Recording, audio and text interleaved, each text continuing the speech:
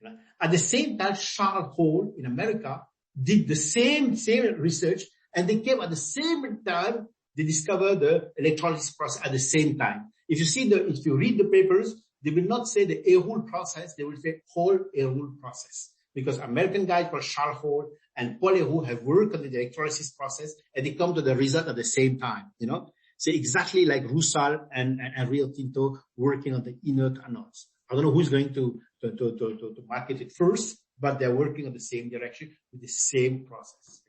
So I guess for investors, you know, who are looking at, you know, which aluminum producers to invest in, if Rio and Alcoa are successful with the inert anode, this could be a very significant competitive advantage for them, especially as carbon costs rise. So it puts them in a much stronger competitive position versus the industry, and should be a material positive for the profitability of their aluminum business. But again, you don't think it's a function of prices; it's a function of costs, is where the benefit is, right? Let's put it that way. My personal view, I tell you, as a prospective investors, understand, if Rio Tinto manage first to get its inert anodes, understand, they will have less, understand, to invest, less cost of, I would say, to reduce this emission every year. There's 1 billion, as I told you, every year, but they have a lot of energy and research costs which they have to recover, you know.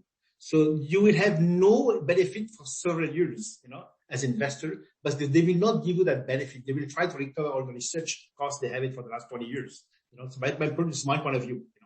You know, but in terms of image, understand, it's fantastic. You have a green product in the market, and today, understand, we all look for green product. you know, in terms of, I don't think that there will be an advantage in terms of cost. You know, because the research cost was so huge that we try to recover the stuff over several years. Is my view. Okay. Thank you.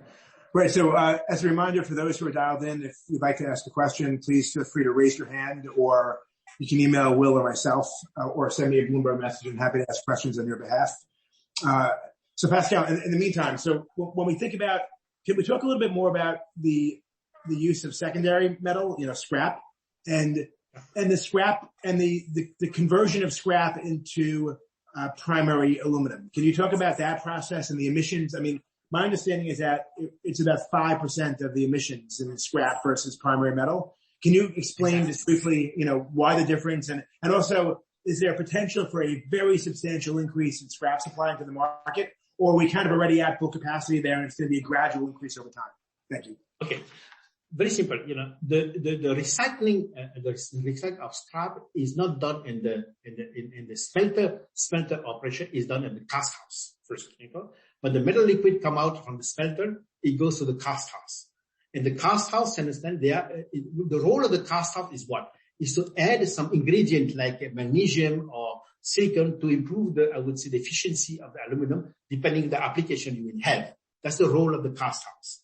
That's it. But if you inject some scrap in the cast house, that means you increase the production of aluminum without using the electrolysis process. That's the first thing. So the energy used is 5% less than energy used in the electrolysis process. You increase the production of your of the company, and we are producing by electrolysis by I would say 10%, depending on the scrap you use, without using the route of the electrolysis route.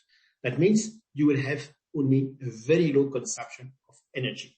Second, as I explained to you, the emission is coming in the electrolysis process only, not in the cast house. You know, there is no emission of all the gases, greenhouse gases, in the cast house. So in terms of green aluminum, you know, the cast house will produce a higher production through the scrap with lower energy and virtually no emission of greenhouse gases. Is it clear for you? Yes, thank you very much for that. And when you know your contacts in the industry, what is their general view about? I mean, is it possible for us to quantify how much we should expect emissions from the industry to decline over the next 10 or 15 years? In other words, can the aluminum industry have a reduction in emissions that is enough to comply with the Paris Agreement, for example, over the next 15 or 30 years? Or is it difficult to say how much of a reduction in emissions we will actually